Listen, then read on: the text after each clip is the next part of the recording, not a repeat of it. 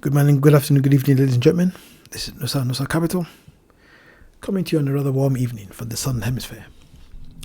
This is not going to be a very long video at all. It's going to be quite quick.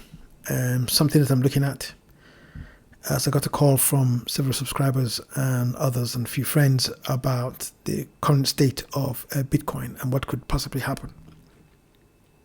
Now, we've already heard the talk of a 70,000 Bitcoin. Some have looked at it at 76,000. Ladies and gentlemen, I have already made a video called Rough and Ready Crypto Analysis number 12. I discussed Bitcoin there, but I'm going to do it here again to give people certain assurances and add a little bit more context to the whole matter. So, we're looking at the chart of Bitcoin, and one of the first things I'm going to do is I am going to add the double top. And as you can see,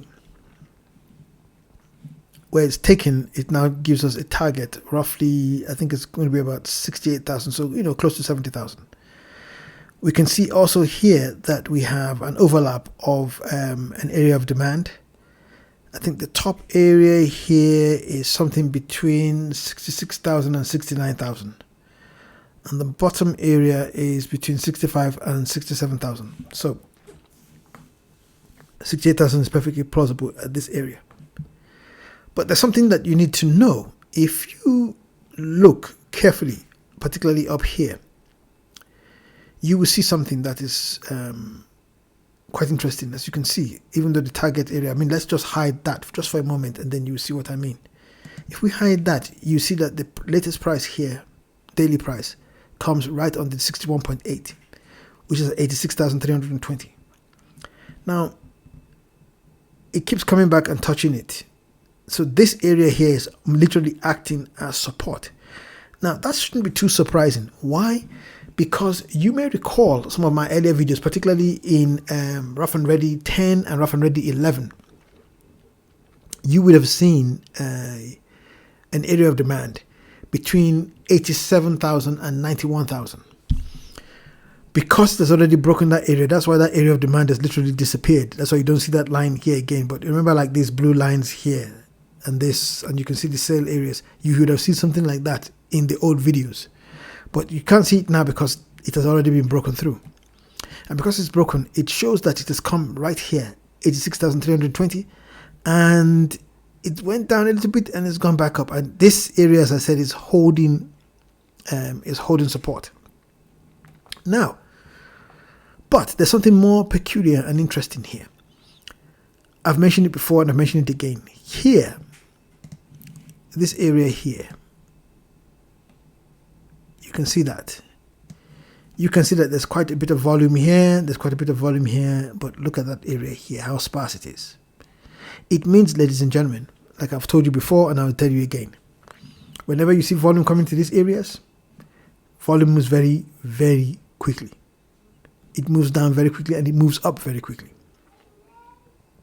What we are seeing here is this. If this price area here successfully breaks the 86,320, make no mistake about it, we're going to zoom all the way down to 79. And the next thing here will be about 76 if we don't hold. Now, this is where the whole 70,000 thing comes in, because it's in this area, this region here. But look at it. Look at all the way. Look at that. It could come all the way actually to the point of control if care is not taken, which is about 67,000. And as I've said, and as you said earlier as you've seen at the very beginning of this video, we talked about the areas of demand, and there's an overlap between two areas here, which is what you've just seen, which I discussed earlier, I beg your pardon. Now,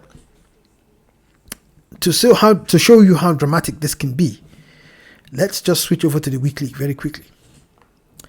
If you look at this on the weekly, look at the volume. Look at the volume from it. Look at that. It's literally empty. Do you see that? Literally nothing. It means, now look at the size of this. This is almost extremely close to being a Maribotsu. Let's make it fatter. Let's make it a little bit bigger here. Look at that. It makes it, look at that, almost a Maribotsu.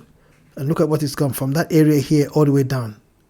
Now think about what you could do from here, from the 86,000 down to 72,000. Do you see what I'm trying to say you now? This is why we have to watch this very carefully. Now, if you'd watched my video earlier today, you would have seen that I talked about Bitcoin futures and the areas of liquidation. I think the area of liquidation for complete capitulation of Bitcoin was about 85,674. That's somewhere in between here. But look at it. It's smack bang. Okay, it's somewhere here. But look at it. It's inside this area here, which makes it very, very vulnerable. Therefore, excuse me, ladies and gentlemen, therefore, we're not out of the woods yet. Are we in a sort of bear market at the moment? No, I just think that it's just a kind of retracement. And as we know, let's just see, currently from the all-time high to the current low here, we've got a 21.2% retracement. So, what do you think is going to happen? I will tell you this. What I believe would happen is quite simple. If we go back to the daily, and oh god, I shouldn't have moved that. I've made me sorry about that. Let me put that back on. Let's do that to this area here. That's better. Now we can move the whole thing. Yes. So, what do I think is going to... Oh, no. I've done... That's not what I was supposed to do.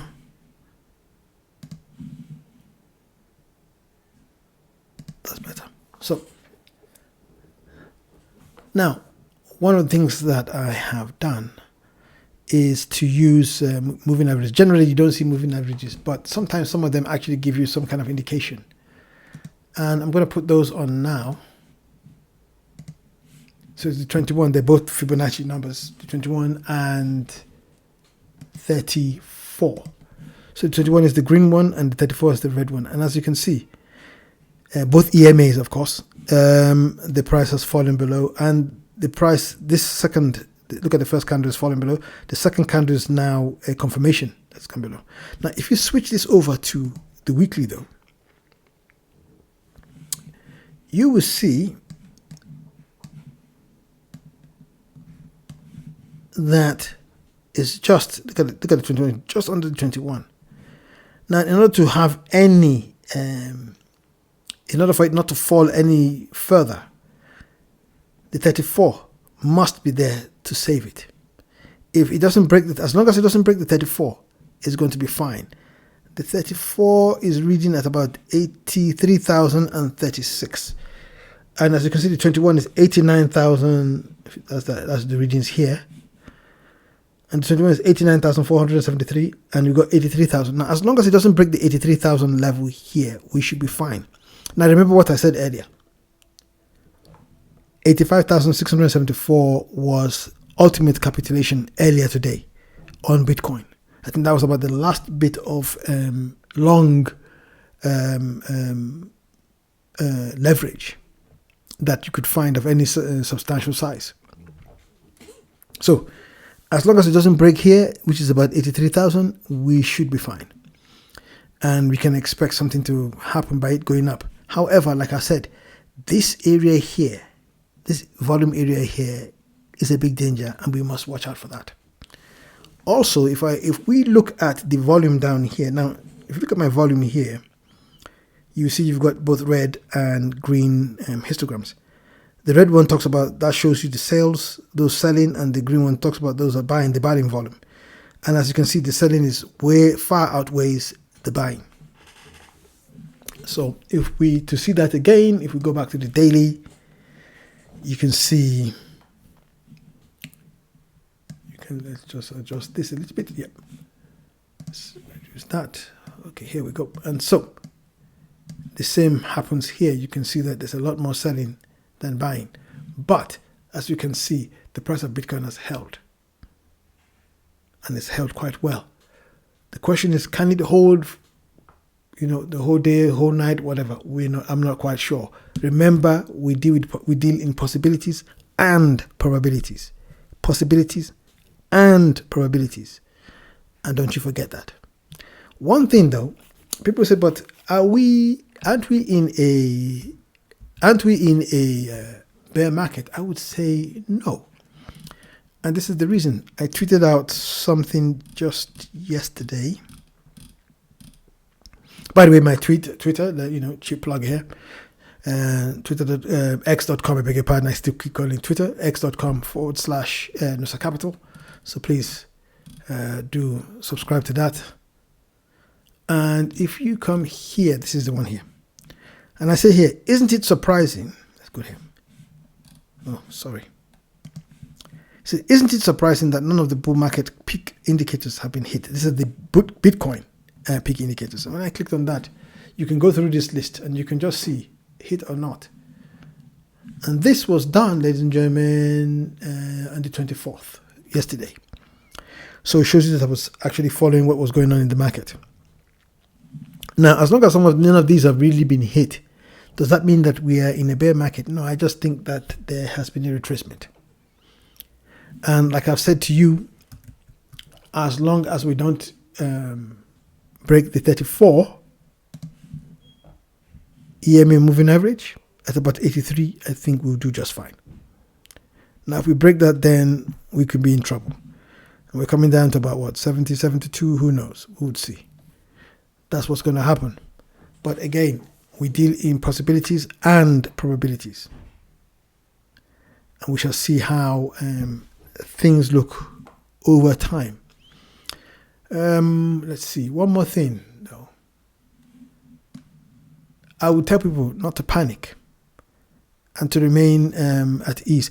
Something to make you laugh, actually, on that matter, is a tweet that I retweeted from, I think it was from Raul Pal. He talks, not this one he talks about patience. Oh, yes, it's this one. Sorry, ladies and gentlemen. This is the one here. And he says here, you guys all need to learn patience. This was 2017, very similar macro structure. That is the graph the chart that you see is straight from 2017. 5 times 28 plus 28% plus pullbacks in BTC. Most lasted 2 to 3 months before a new high. All saw 65% corrections. All were noise. Go do something else. Go do something else more constructive than stare at the screen. And as soon as I read that, I started laughing. Perhaps a lot funnier were some of the comments just below it. And this guy, Michael Van Pop, says here, buy odds, log out, touch grass, drink wine, log back in 6 to 12 months, be happy.